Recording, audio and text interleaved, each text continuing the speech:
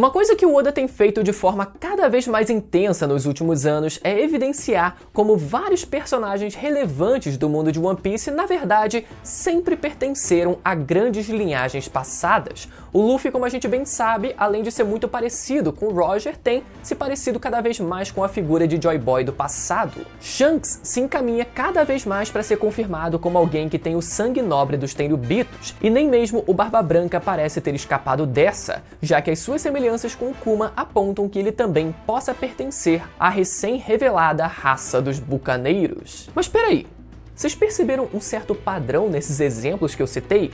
Todos esses são ou foram imperadores do mar em One Piece? Então será que o Oda pretende fazer de Bug, o palhaço, alguém que também pertença a alguma linhagem importante desse mundo? Recentemente tivemos a revelação dos piratas Rocks aparecendo em God Valley, mas por algum motivo o Oda continua escondendo a real aparência do seu capitão Rocks D. Shebeck. E isso levantou ainda mais a suspeita de que talvez o capitão dos piratas Rocks não seja exatamente aquilo que a gente pensa dele. Afinal, como ele teria sido capaz de reunir tantos piratas poderosos do mundo de One Piece como o Barba Branca, o Leão Dourado Shiki, uma jovem Big Mom e um jovem Kaido e tantos outros como parte do seu bando? Talvez a resposta seja a mesma pela qual Bug, o palhaço, também foi capaz de reunir diversos piratas poderosos como Crocodile e Mihawk como parte do seu bando,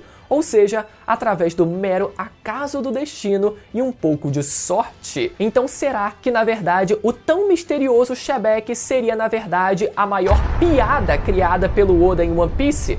Eu confesso que fazer algo assim faz total a cara do Oda. Galera, hoje é terça-feira e pra gente ir se aquecendo pro capítulo 1097 do mangá de One Piece, a gente vai se aprofundar ainda mais na bomba que foi o 1096 e teorizar sobre vários detalhes que talvez você tenha deixado passar. Se você ainda não é inscrito nesse canal, eu te convido a fazer parte dessa tripulação se inscrevendo aí embaixo e ativando o sininho para ficar por dentro de tudo sobre o universo de One Piece. E antes da gente começar, eu preciso te fazer uma pergunta. Você já sonhou em ter um canal de sucesso no YouTube? Talvez você até já tenha pensado nisso, mas nunca colocou em prática, ou até já tentou, mas nunca conseguiu levar para frente. Pois é com muita alegria e satisfação que dia 6 de novembro estreia o meu treinamento YouTube Masters, que vai te ensinar do zero a como criar o seu canal no YouTube sem precisar aparecer se você não quiser. Eu reuni todos os mais de 10 anos de aprendizado nessa plataforma e nesse treinamento eu vou te ensinar a como conseguir as suas primeiras visualizações até a tão sonhada monetização, como ganhar os seus primeiros inscritos, como criar thumbnails e títulos chamativos, como construir uma audiência sólida e te ensinar a usar o algoritmo do YouTube de maneira inteligente para alavancar os seus vídeos. No link que eu deixei na descrição e no comentário fixado, eu preparei um vídeo exclusivo onde eu vou revelar para você o que eu fiz para tirar o meu canal da estagnação completa em 2020 e conseguir alcançar mais de 750 mil seguidores no intervalo de apenas 3 anos. Lembrando que o lançamento acontece na próxima segunda-feira, dia 6 de novembro, e vai ficar disponível por tempo limitado. E quem adquirir ainda no primeiro dia de lançamento vai ter uma oportunidade única de garantir um mega desconto na hora da compra. Então, coloca na sua agenda porque essa oportunidade não vai aparecer de novo. Esse é o tesouro que eu deixo para vocês. Se vocês quiserem, vocês podem pegar. Eu deixei tudo no link da descrição e no comentário fixado porque chegou a hora de você ser o próximo a se tornar um YouTube Master.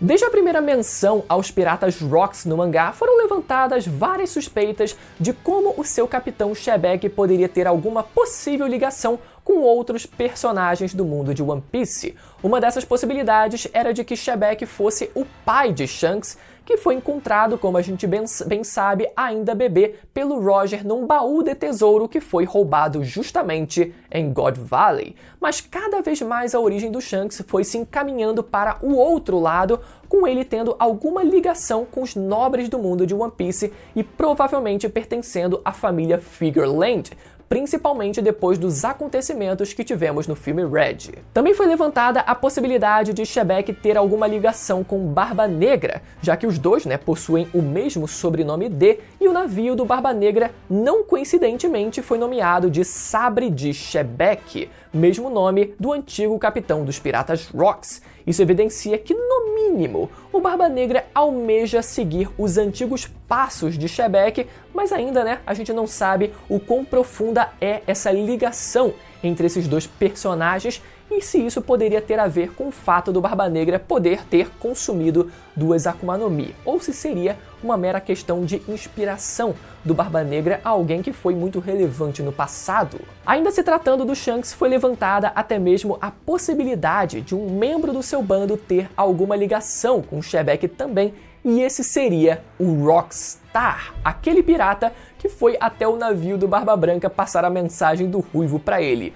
Curiosamente, o seu nome Rockstar lembra muito o nome Rocks, e o mais engraçado é que esse Rockstar sempre tenta se vender como um pirata renomado quando ele aparece, mas que ninguém nunca ouviu falar antes dele começar a fazer parte do bando do Shanks. Então seria muito engraçado se toda essa fama que ele alega ter viesse na verdade do seu parentesco com o pirata mais infame que viveu cerca de 40 anos atrás. E finalmente chegamos ao Bug nessa história toda. Assim como o Shanks até pouco tempo atrás, a gente nunca soube como o Bug foi parar no bando do Roger.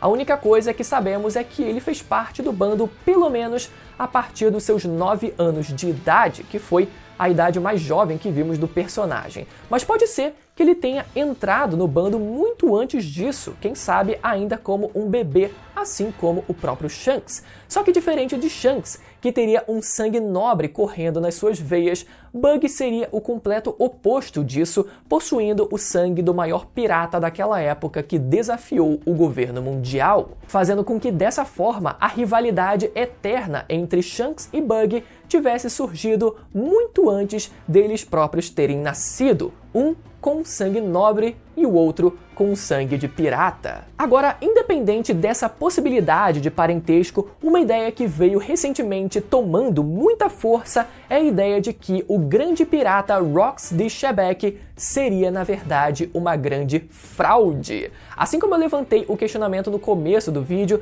parece muito improvável que alguém tivesse conseguido reunir tantos piratas poderosos daquela época como parte do mesmo bando, e o Oda continua inserindo cada vez mais personagens nesse bando, como tivemos a gloriosa antiga imperatriz de Amazon Lily e até mesmo o Straussen, que apareceu ali muito brevemente, muito ali no cantinho, que foi aquele que presenciou a Big Mom devorando a Madre Carmel e cuidou dela, até que ela viesse a crescer. Mas voltando aqui, galera, quando a gente para pra pensar no paralelo dos Piratas Rocks com a Cross Guild, as semelhanças parecem ficar ainda mais evidentes. Bug reuniu piratas poderosos debaixo do seu nome, assim como Shebek. Os membros da Cross Guild vivem em pé de guerra, assim como os Piratas Rocks viviam. Bug é tido pelo mundo como alguém extremamente poderoso, assim como Shebek foi dito ser talvez o inimigo mais formidável do Roger. E assim como Bug, até onde podemos ver, o capitão dos Rocks parece não gostar muito de ir para a linha de frente ou de aparecer em público, levando assim a gente pensar que talvez o mistério feito pelo Oda em relação à sua aparência se dê também pelo próprio Shebek preferir não se expor demais ao perigo. Agora, sobre o tesouro de God Valley que foi roubado de Shebek, obviamente todas as atenções se voltaram num primeiro momento a todos aqueles 6 baús de tesouro que vimos ser o prêmio daquele torneio. Além das 2 Akuma no Mi que descobrimos, pode ser que também existissem outras Akuma no Mi dentro dos outros 4 baús restantes. Quem sabe Akumas no Mi que foram comidas por outros membros dos Piratas Rocks, como o Barba Branca e sua fruta do terremoto e o Leão Dourado e sua fruta da levitação. Inclusive, levantaram a possibilidade da própria Gomu Gomu no Mi estar presente em um desses baús, o que eu sinceramente